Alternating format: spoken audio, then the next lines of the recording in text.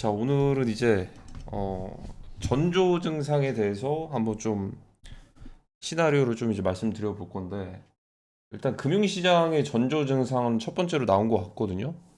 그리고 지금 일단 지켜봐야 되는 거는 시장의 회복 속도는 BNB로 봐야 된다고 말씀드렸죠. BNB. 그리고 창펑제하고 사면. 저는 도건이랑 SBF 다 사면은 될 것 같은데 상황이 좀 어떤 식으로 흘러가냐에 따라서 중요할 것 같습니다. 우선은 지금 하마스 이스라엘이 인질 석방과 휴전, 근데 이제 조건이 하마스 무장단체 해체, 그리고 무기 반납, 이런 것들이 있어요. 이 결로 따지면은 뭐가 좀 비슷하냐면 북한에서 비핵화를 한다는 것과 비슷한 결입니다. 사실상 월요일에 참석을 한다고 하는데, 미국이랑 이제 영국이었나 참석을 하는데, 이스라엘도 하마스도 참석을 안 해요. 근데 오히려 휴전 쪽으로 빨리 가자고 하는 쪽이 이쪽인데, 미국이랑 영국 이쪽이고 이집트였나 거기서 한다고 하죠. 근데 이 두 나라는 이제 하마스 단체랑 이렇게 해서 참석을 안 한다고 합니다.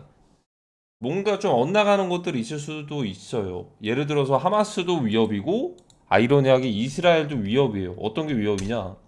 일단은 휴전을 하고 나서 무장단체 해체가 되는 순간 타겟은 하마스 전체가 될 거고, 이스라엘 같은 경우에는 지금 네타냐후 총리가 ICC 국제형사재판소에서 체포영장이 발부가 된 상태입니다. 근데 이게 왜 집행이 안 되냐면 지금 전시 중이에요. 전시 상태여서 전시 지휘자가 이렇게 되면 안 되니까 이거를 웬만하면은 강행하기가 쉽지가 않아요. 이스라엘로 가가지고 그렇게 갈 수도 없고, 대신에 만약에 뭐 이제 외국 쪽에 협조를 요청을 한다. ICC 여기 국제 형사재판소랑 연결되어 있는 곳들에서 뭔가 좀 협조를 요청을 하면은 그걸 또 따라갈 수밖에 없어요, 사실. 그러니까 이게 좀 골 때린 상황입니다, 사실. 골 때린 상황. 음, 골 때린 상황입니다.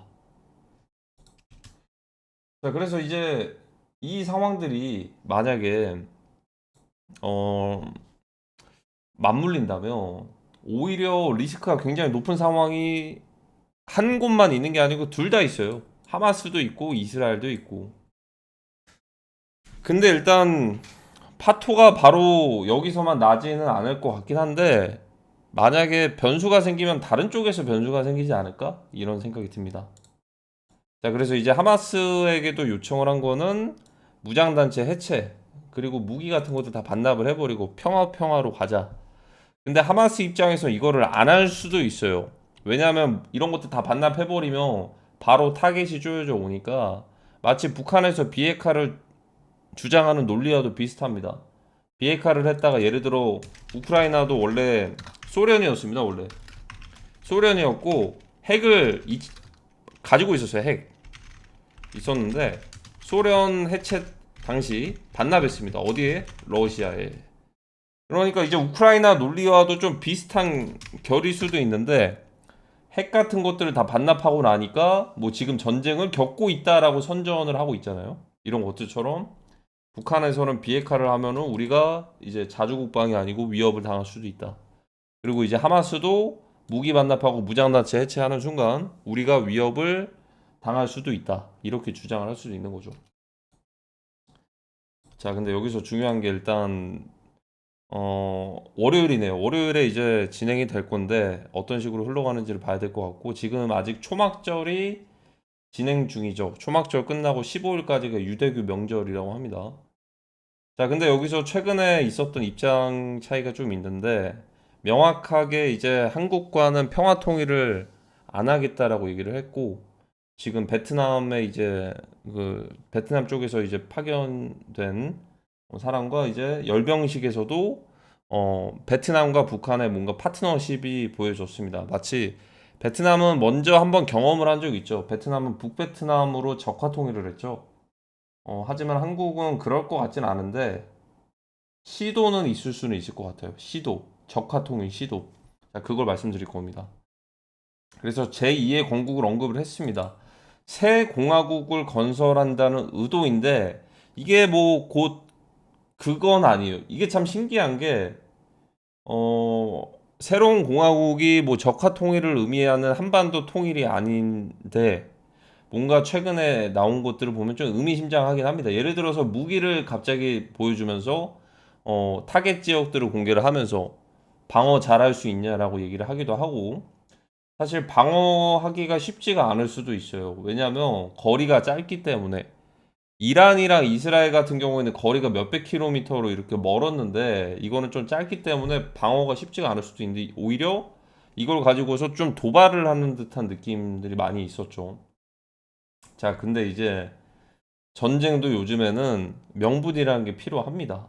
어떤 식으로 명분을 가지고서 이제 시작을 하느냐가 중요한데 오늘 아까 래퍼 그 보여드렸죠? 러시아 군으로 참여하는 마칸이라는 래퍼. 굉장히 좀 유명한 래퍼더라고요. 근데 거기서 제가 좀 이제 딱 들어갔던 거는 특별 군사작전이라는 이름으로 이렇게 참전을 했다. 자, 이제 러시아랑 우크라이나 이렇게 전쟁하는 과정에서 일단은 위키트리에도 보이는 거, 위키피디아에서도 나오는 것처럼 일단 러시아가 침공하는 걸로 나오는데 일단 러시아 쪽의 주장은 이렇습니다. 우리는 특별 군사 작전을 시작을 한 거다. 전면전 아니야. 우리는 특별 군사 작전을 시작을 한 거지. 우리는 전면전 아니다. 자, 어쨌든 러시아 측에서의 주장은 이런데 국제사회에서는 그걸 좀 당장 쉽게 받아들이지 않았죠. 그리고 이제 뭐 예를 들어서 뭐 나토에 대해서도 얘기를 하기도 했지만 어, 이 명분이라는 거 자체가 사실 이렇게 얘기를 해서 상대가 받아들이지 않더라도 거기에 대한 뭐 이제 그 뒤에 어떠한 그 전쟁을 멈출 수 있었던 것들은 없었던 것 같아요. 대신에 뭐 제재는 하긴 했죠. 그 국제 결제망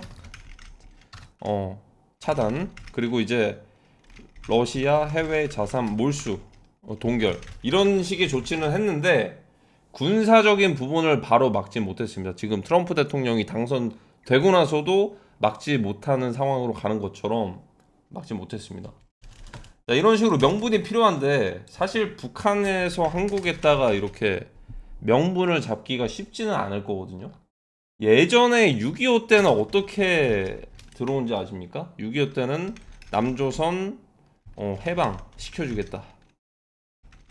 해방 작전, 폭풍 작전이라고 해가지고 남조선은 우리 북한이 해방을 시켜주겠다. 이런 명분하에 남침을 했습니다. 하지만 그건 먹히지 않았었죠. 유엔군이 참전을 했죠. 유엔에 가입되어 있지 않았던 한국을 어떻게 보면은 바로 이제 긴급 승인을 해가지고 시간이 좀 이제 시간을 좀 끌다가 인천 상륙작전에서 바로 그냥 이제 수복된 것들을 이제 바로 다시 되찾게 됐죠. 자, 근데 이제 지금 상황은 예전이랑 확실히 좀 달라졌습니다. 뭐냐? 6.25 때는 어, 유엔 가입도 안 되어 있었고요. 미군도 철수가 된 상태였습니다. 철수되고 몇 년 지났습니다. 그리고 이제 뭐 군사력 거의 제로 수준. 하지만 지금은 다릅니다. 유엔도 가입되어 있고, 그리고 미군이 배치되어 있고, 오히려 신무기로 바꿨죠. 그리고 군사력도 방산 수출할 정도로 좋다. 실제로 북한의 남침을 막아낼 수, 이제는 싸워볼 수도 있을 정도의 군사력으로 키워줬습니다. 하지만 이제 내부적인 그런 부분들이 조금은 결계가 조금은 이제 허술어지는 좀 이제 부분들이 있겠죠. 약간 밸런스가 좀 맞춰지는 느낌이고. 자, 근데 지금 상황에서 북한이 러시아처럼 어떠한 명분을 가지고서 남침하기가 솔직히 명분이 필요할 텐데, 어, 억지 명분을 만든다면 이걸 명분으로 잡을 수도 있어요. 일단 최근에 세계 최강 킬러 드론 리퍼 부대가 주한미군에 창설이 됐습니다. 군산 공군 기지에 첫 고정 배치가 됐는데 이 리퍼 부대에서 이제 운용하는 이 MQ-9 이게 이례적이라고 합니다. 처음이에요. 배치된 건 처음이고 여기서 주목할 게 있는 게 여기 미군 당국은 이제 테러 세력 지휘부 등 위험 인물 제거 작전에 투입을 해왔다. 그러니까 이건 요인을 정확하게 딱 이제 몇몇을 딱 추려가지고 한 번에 타겟을 잡아서, 어, 바로 이제 없앨 수가 있는 그런 것들로 사용이 되는 그런 부대가 최근에 배치가 된 겁니다. 자, 근데 일단 여기까지는 일단은 이제 당연히 전쟁을 억제를 하려면 평화를 원하면 전쟁을 준비한다라는 거는 또 맞는 말이기도 한데 여기서 중요한 거는 일단은 이걸 가지고서 명분을 잡을 수도 있어요. 음. 이게 뭐 잘못됐다라고 말을 안 합니다. 어쨌든 뭐 이제 큰 흐름에서 세력들 간의 싸움에서 결국에는 뭐 한쪽으로 터지겠지만 위험인물 제거 이거를 이제 예를 들어서 김정은 본인의 이제 암살 요인이다라고 하면서 어떻게 보면은 이제 선제적인 방어 우리가 먼저 공격당해서 지휘부가 어떻게 되기 전에 우리가 먼저 공격을 하겠다. 그러면서 특별 군사 작전이라는 명칭으로 부를지는 모르겠지만 북한에서 이런 식으로 표현을 할 수도 있죠. 자, 예를 들어서 이제 선제적 방어다. 예를 들어 이제 남조선과 미제의 침략을 막기 위한 조치, 군사 행동이다. 막 이런 식으로 해가지고 러시아와 비슷한 결로 침공에 대한 명분을 이렇게 외치면서 다가올 수도 있어요. 근데 무엇보다도 중요한 거는 러시아가 우크라이나 여기 딱 전쟁 시작했을 때 그 전에 어떤 식으로 상황들이 돌아가는지를 봐야 될 텐데 군사훈련이 있었을 때 우리는 그냥 훈련하는 거다. 그리고 침공 없어. 전쟁 없어. 약간의 기만술이 들어갔습니다. 그러니까 이제 우리는 전쟁할 생각도 없고 우리 그냥 훈련하는 거고 우크라이나 뭐 예전 크림반도처럼 전쟁하는 거 없다. 이런 식으로 약간의 방심. 그리고 그 말이 실제로는 다른 의도였죠. 그 말을 하고 나서 얼마 안 지나고 바로 침공을 했거든요. 그러니까 이거 기만술이거든요. 그럼 북한에 대해서도 사실 얘기를 해보면은 열병식 때요 최근에 이거 봐야 되는데 이게 굉장히 중요해요. 이 기만술일 수도 있어요. 이게 어쨌든 뭐 큰 그림에선 그 흐름대로 가는 거예요. 최근 열병식이 굉장히 중요합니다. 그래서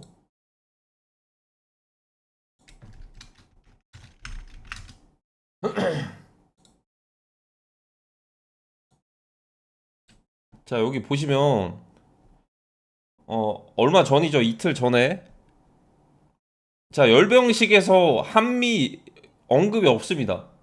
리퍼 부대도 들어왔고 F-35 이제 비행기도 이제 최신식으로 교체도 했는데 열병식에서 예를 들어서 한미에 대해서 우리의 이제 북한을 노리는 그런 것들에 대해서 우리도 강화를 해야겠다. 고강도 훈련을 진행을 하고 막 이런 식으로 얘기들이 있으면은 그게 없어요. 오히려 언급 자체가 없는 거예요. 이런 식으로 오히려 더 큰 압박들이 있음에도 불구하고 언급이 없다. 자, 여기서부터가 이제 퀴즈입니다. 기만술이 작동할 수도 있는 거예요, 이게. 오히려 최근에 평화 통일 없다라고 얘기를 했고 리퍼 부대부터 F-35까지 신형으로 다 이제 새 걸로 다 바꿔가지고 배치를 하고서 물론 이제 군사 훈련은 10월 중순 이후에 진행될지 안 될지는 모르는데 고강도로 이제 높아졌는데 오히려 열병식 때 러시아랑 뭐 다 모였는데도 언급이 없어요. 한미 어 연합에 대해서 이게 오히려 기만술일 수도 있다라는 거죠. 우리는 거기 관심 없어. 너네 한국이랑 미국 이렇게 관심 없어. 우리는 우리 나름대로 자주국방 할 거고 이렇게 갈 거야. 나름대로 기만술일 수도 있습니다. 이게 기만술. 음. 그러면 이게 맞물리네요. 자 일단은 왜 지금 시기가 왜 중요하냐? 김한술에다가 열병식 얼마 안 끝났는데 한미 연합도 저희도 언급 안 했죠. 이거 자체가 우리 관심 없다로 갈 수 있는데 이게 김한술일 수도 있단 말이죠. 러시아랑 결이 좀 비슷하게. 이거는 그냥 국가 단위로 볼게요. 자, 그 상황에서 하마스랑 이스라엘도 이해관계가 얽혀 있어요.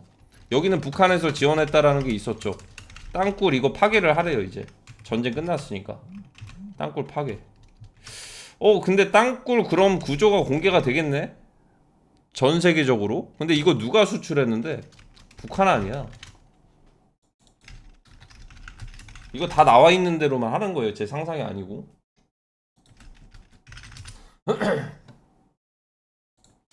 2021년 땅굴 기술 수출. 자, 그러니까 땅굴 기술을 파괴를 하래요. 땅굴을 파괴를 하래요. 이제 휴전하고 이제 종전을 할 거니까.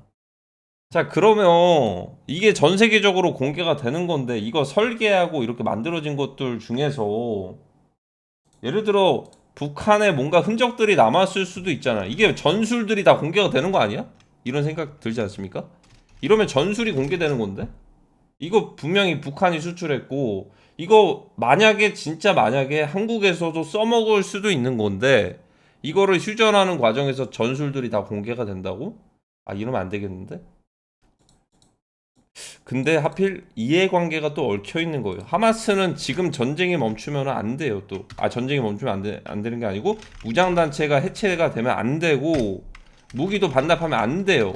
인질까진 교환할 수 있다 이거야. 근데 이스라엘 네타냐후 총리도 지금 전쟁이 멈춰버리면은 바로 체포영장으로 이게 어떤 거냐면 팔레스타인이나 이제 그 민간인들 이제 전쟁 관련 범죄로 인해서 그런 것들이 발부가 된 건데 멈추는 순간 이제 명분이 사라지는 거예요. 전시 작전 지휘부 통제에 대한 이런 그런 것들에 대해서 그 방패가 사라집니다. 이게 다 이제 얽혀 있는 게 아닌가 이런 생각이 들기도 해요. 그래서 제가 말씀드렸던 게 왜 괜히 하마스랑 이스라엘을 좀 말씀드렸냐면 여기 안에 있는 전술들이 다 이제 북한에서 수출된 것들이고 이제 이 전술들이 전 세계적으로 공개가 되면은 북한에서 이게 다 들통이 나는 건데 그거 되기 전에 한번 써먹을 수도 있지 않을까 빠르게 이런 생각이 들더라고요. 하마스 그래서 땅굴 이거를 휴전이랑 종전하면요 이거 다 공개를 해야 된대요.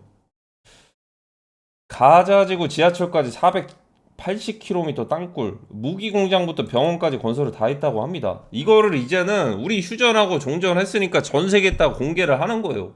전 세계 사람들 다 충격 먹겠죠. 이런 게 있었어? 그런데 이걸 군사적으로만 봤을 때는 뭔가 좀 이제 전략적으로 참고할 수도 있겠죠. 그리고 이걸 누가 지원을 해줬나? 누가 지원했지? 이러면은 북한이네. 그럼 북한이 나왔어? 이런 게 다 이제 연결이 됐을 수도 있었겠구나. 2년 정도 시간이 좀 지체가 되는 과정에서 이런 것들이 전략적으로 잘 먹혔으니까 이 땅굴이. 그러면 또 압박을 받을 수도 있겠죠. 자, 근데 이 이게 그러면 휴전, 종전 완전 하고서 터널이나 이런 것도 다 공개하고 이걸 파괴하는 조건이에요, 이게 2차가. 2차 협의가 파괴 조건이에요, 이게. 이 터널 570개래요. 이거 다 파괴하는 조건인데 이거를 공개를 할까요? 오히려 이런 전술들이 공개가 되기 전에 이거 뭐 공개된 게 아니잖아요. 이게 뭐 유튜브 찍어가지고 막 올리고 하는 게 아니죠. 지금 전쟁 중인데 본인들 전술이고 위치가 발각될 수 있는데 근데 이거를 공개를 하기 전에 오히려 북한에서 써먹을 수도 있는 거죠, 이게. 이걸 이어서 연결을 해보면 다음 주 굉장히 중요합니다. 명분은 일단은 세워진 것 같고 신세력과 구세력 구도 보이시죠? 이건 어쩔 수 없는 거예요. 이거 필연입니다. 필연. 80년 사이클. 80년 사이클. 그리고 이제 북한 입장에서는 사실 뭐 다른 명분보다는 이런 것들을 명분으로 이렇게 해서 얘기를 하겠죠. 뭐 요인 제거나 이런 것들 선제적으로 우리가 방어하기 위해서 먼저 공격을 했다. 공격 당하기 전에. 그래서 김한술 말고 김한술이 작동을 한다면 우리 관심 없다. 한미 너네 뭐 어떻게 하는 거 관심 없어. 우리 우리대로 자주국방하고 제2건국 할 거야. 뭐 대놓고 얘기를 안 하죠. 대놓고 우리 뭐 예전 6.25 때는 이랬었다. 실패했던 역사를 우리는 다시 되찾을 것이다. 이런 얘기 안 합니다. 오히려 러시아도 마찬가지로 약간의 좀 이제 어, 아무것도 모르세 했는데 갑자기 기습적으로 그랬던 것들. 물론 이제 하마스도 마찬가지였죠. 오히려 미국 대사관이라든지 이런 곳들에서 철수하기 전에 그런 징후가 포착돼서 철수하기 전에 발생을 했습니다. 이거 굉장히 중요합니다. 그냥 해외에서 하마스랑 이스라엘 너네 어땠어? 그런 얘기로 끝날 정도가 아니에요, 지금. 그리고 2년 전인가 이스라엘 쪽에서도 너네도 하마스 이거 한번 겪어보면 어떨 것 같아 라고 하면서 그 영상도 하나 올린 것도 있었죠. 기억이 잘 안 나는데 2년 전에. 그런 것처럼 하마스랑 북한이랑 연결되어 있고 이게 결국에는 모든 전술들이 공개가 될 수가 있기 때문에 그거 되기 전에 오히려 움직일 수도 있다. 이거 정말 중요합니다.